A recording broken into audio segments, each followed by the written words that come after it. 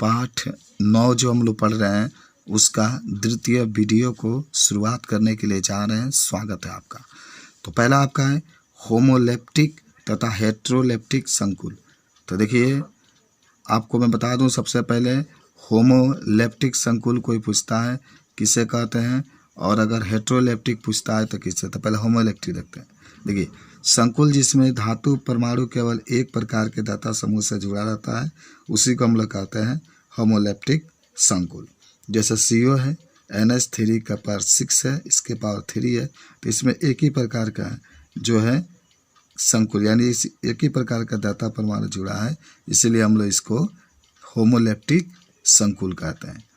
तो एक ही प्रकार का एक ही आपका माने लिगेंड होगा, इसमें NH3 के 6 है, तो इसी को हम लोग कहते हैं होमोलेप्टिक लिगेंड या संकुल। उसके बाद से एक हेट्रोलेप्टिक होता है, तो इसमें कहेंगे वे संकुल जिनमें धातु परमाणु एक से अधिक प्रकार के धातु समूह से जुड़ा रहता है। वह होगी जिसमें धातु परमाणु एक से अधिक प्रकार के धातु समूह से जुड़ा रहता है।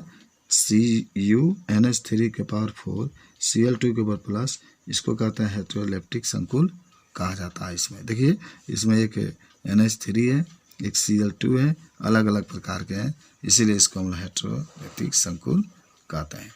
आइए अब मैं आपको एक चीज़ बताता हूँ जिसका नाम है कि आप एक केंद्रीय उप सहसंयोजक यौगिक का सूत्र कैसे लिखेंगे। एक केंद्रीय उप सहसंयोजक यौगिक का सूत्र कैसे लिखेंगे, तो आइए इसको हम लोग समझते हैं। कैसे हम बता सकते हैं कि कैसे लिखेंगे। देखिए सबसे पहले सर्वप्रथम केंद्रीय परमाणु लिखा जाता है। सबसे पहले अगर लिखेंगे तो जो केंद्रीय परमाणु होता है, जैसे अगर आप Fe लिखते हैं और यहाँ पर CN6 लिखते हैं, तो सबसे पहले आप Fe को क्या करेंगे, लिखेंगे। दूसरा का तत्पश्चात लिगेंडों को अंग्रेजी वर्णमाला के क्रम में लिखा जाता है। लिगेंड की स्थिति उनके आवेश पर निर्भर नहीं करता है। वर्णमाला का मतलब होता है जो लिगेंड रहेगा, जैसे ये है, जैसे A से जो आएगा उसको पहले लिखेंगे, B से जो आएगा उसके बाद लिखेंगे, C से जो आएगा जो लिगेंड है उसको लिखा जाता है। तो ऐसा कह सकते हैं बहुधातु लिगेंड भी अंग्रेजी वर्णमाला के क्रम में लिखे जाते हैं। संकेताक्षर में लिखे हुए लिगेंड के प्रथम अक्षर को ध्यान में रखकर वर्णमाला के क्रम में उसकी स्थिति को सजा का भी बताया गया ना। A से प्रारंभ होने वाला पहले, तब B से, तब C से लिखा जाता है जो लिगेंड होते हैं। चौथा कह सकते हैं कि संपूर्ण उप सहसंयोजक सत्ता आवेशित हो अथवा न हो, उसके सूत्र को एक गुण कोष्ठक में लिखा जाता है, यानी बड़ा कोष्ठक में इस सबको लिखा जाता है जितने लिगेंड। यदि लिगेंड वो परमाणुक हो तो उनके सूत्रों को कोष्ठक में लिखते हैं। संकेताक्षर में लिखे लिगेंड को भी बड़े कोष्ठक में लिखते हैं। चलिए समझ गए होंगे। पांचवा है समन्वय मंडल धातु अथवा लिगेंडों के सूत्रों को मध्य स्थान को नहीं छोड़ा जाता। ये भी एक बात है, ये भी हम लोग बता सकते हैं। उसके बाद से 6 नंबर कह सकते हैं हम लोग कि जब आवेश से युक्त उप सहसंयोजक सत्ता का सूत्र बिना किसी प्रत्यायन के लिखते हैं तो उप सहसंयोजक सत्ता का आवेश गुण कोष्ठक के बाहर दाईं ओर लिख देते हैं, जिनमें आवेश की संख्या और फिर आवेश पर चिन्ह। जैसे अगर मान लो यहाँ पर कोई प्रत्यायन है, हम नहीं लिखते हैं, तो उसका जितना प्लस आवेश होगा या माइनस आवेश उतना इस पर लिख देते हैं। फिर ऐसे ही इसमें भी लिख देते हैं। और धनायन के आवेश को ऋणायन के आवेश से संतुलित किया जाता है। जैसे K4 था, यहाँ पर K4 था, तो उसको धनायन के आवेश को ऋणायन के आवेश से करते हैं हम लोग। ठीक है, तो ये था जो हम लोग पढ़े, उसका नाम क्या था कि एक केंद्रीय उप सहसंयोजक यौगिक का सूत्र कैसे लिखा जाता है। ठीक है, अब एक चीज़ आता है कि एक दंतीय उप सहसंयोजक यौगिक का नामकरण कैसे करते हैं। तो नामकरण भी हम लोग देख लेते हैं कैसा IPSC नाम लिखा जाता है। तो इसका पहला बात है कि धनायन अथवा ऋणायन दोनों में से कोई भी आवेश से युक्त उप सहसंयोजक सत्ता में सर्वप्रथम धनायन का लिखा जाता है। जैसे अगर जैसे K4 आपका आ गया और FeCN6 आ गया, तो सबसे पहले जो धनायन है पोटेशियम उसको लिखा जाता है। ठीक है, और अगर मान लो यहाँ पर दे दिया Fe और यहाँ पर CN6 दे दिया और यहाँ पर बाहर Cl दे दिया, तो ऋणायन को सबसे बाद में लिखा जाता है। ये बात हम लोग को याद होना चाहिए। चलिए, ये तो पहला बात था। अब इसमें दूसरा बात पर हम लोग चलते हैं।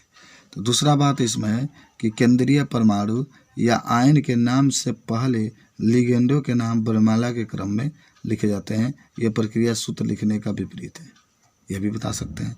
तीसरा बता सकते हैं कि ऋणात्मक लिगेंडों के नाम के अंत में ओ आता है। ऋणात्मक मतलब कोई लिगेंड जैसे Cl हो गया तो Cl को क्लोराइड लिखते हैं ना, तो क्लोराइड नहीं लिखेंगे, वो जोड़ देंगे, क्लोराइडो हो जाएगा। ठीक है, जैसे मान लो यहाँ पर NO3 है, इसके ऊपर माइनस है, NO2 के ऊपर माइनस है, नाइट्राइट होता है लेकिन नाइट्राइटो लिखते हैं। उदासीन तथा धनावेशी लिगेंडों के नाम नहीं बदलते हैं। कुछ अपवाद है, जैसे H2O के लिए एक्वा, NH याद रखना, जहाँ H2O आएगा इसके लिए हम लोग एक्वा लिखते हैं। NH3 के लिए एमीन लिखते हैं। CO के लिए कार्बोनिल लिखते हैं। NO के लिए नाइट्रोसिल लिखते हैं तथा जब इन्हें उपसंयोजक सत्ता के सूत्र में लिखते हैं तो इनकी कोष्टक इस तरीके में लिखा जाता है। और चौथा आपका है कि चौथा आपको दिखा रहा है कि यदि उपसंयोजक सत्ता में एक ही प्रकार के लिगेंड संख्या में एक से अधिक हो तो उनको संख्या दर्शाने के लिए उनके नाम से पूर्व डाई, ट्राई आदि शब्द का प्रयोग किया जाता है। जब लिगेंड के नाम में आंशिक पूर्वलग्न हो तब वह बिस, ट्रिक, टेट्रा, किस आदि शब्दों का प्रयोग करते हैं। जैसे एक आपके पास एग्जाम्पल है, देखिए कोई कहता है इसका IPSC नाम लिखिए, NiCl2PPH3 का ट्वाइस का नाम देखिए, तो आप क्या लिखेंगे? सबसे पहले ये देखिए डाई, ठीक है, डाई इसके लिखेंगे ना डाई, और Cl के लिए क्लोराइडो, और इसके लिए 2 के लिए 20, और तब लिखा है ट्राई फेनिल फास्फिन, डबल आता है ना, तो इसको 20 लिखेंगे, ट्राई फेनिल फास्फेट निकिल, और जब इसकी उपसंयोजक संख्या निकालेंगे, ऑक्सीकरण संख्या निकालेंगे तो 2 आएगा, यहाँ पर 2 लिख देंगे। ये भी एक नियम था। अच्छा, एक और बात है कि धनावेशित, ऋणावेशित तथा उदासीन उपसंयोजक सत्ता में धातु की ऑक्सीकरण अवस्था को रोमन अंकों में दर्शाते हैं। यानी धनात्मक, धनावेशित, ऋणावेशित तथा उदासीन उपसंयोजक सत्ता में धातु की ऑक्सीकरण अवस्था को रोमन अंक में दर्शाते हैं। निकालेंगे, जैसे 2 आएगा तो 2 के लिए हम लोग ऐसे लिखते हैं, छोटे कोष्टक में लिखते हैं। 3 आ गया तो 3 के लिए रोमन अंक में ऐसे लिखते हैं। अच्छा, 6 नंबर है, यदि संकुल आयन एक धनात्मक हो तो धातु का नाम वहाँ लिखते हैं जो तत्व का नाम होता है। उदाहरण, धनावेशित संकुल आयन में CO को कोबाल्ट, और धनावेशित होगा PT को प्लेटिनम, और संकुल आयन, देखिए इसका मतलब होता है, समझिए धनात्मक का मतलब होता है कि यहाँ पर दे दिया FeCN6, इसके ऊपर प्लस, प्लस से बताता है धनात्मक, तो जेंगा नाम आएगा उसी तरीके से लिखते हैं। ठीक है, आप देखिए आगे क्या कहता है कि यदि संकुल आयन एक ऋणात्मक हो तो धातु के नाम के अंत में 8 जोड़ देते हैं। याद रखना, ऋणात्मक होगा यानी इसके ऊपर ऋण का चिन्ह होगा तो 8 जोड़ देंगे। उदाहरण, संकुल ऋणायन है, जैसे मान लो CuSCN के पावर 4 इसके पावर -2 है। में कोबाल्ट, CO को कोबाल्टेट लिखेंगे, कोबाल्ट नहीं लिखेंगे, 8 जोड़ देंगे, कोबाल्ट होता है तो कोबाल्टेट हो जाता है। कुछ धातुओं, किसको? ये जो केंद्रीय परमाणु, कुछ धातुओं के लिए उनके संकुल ऋणायनों के नाम में धातु के लैटिन नाम प्रयुक्त होते हैं। उदाहरण के लिए Fe के लिए फेरट। उदासीन संकुल का नाम भी संकुल धनायन की भांति ही लिखा है। उदासीन होगा, कोई आवेश नहीं होगा, तो इसका भी नाम जगह धनात्मक जगह था उसे लिखते हैं।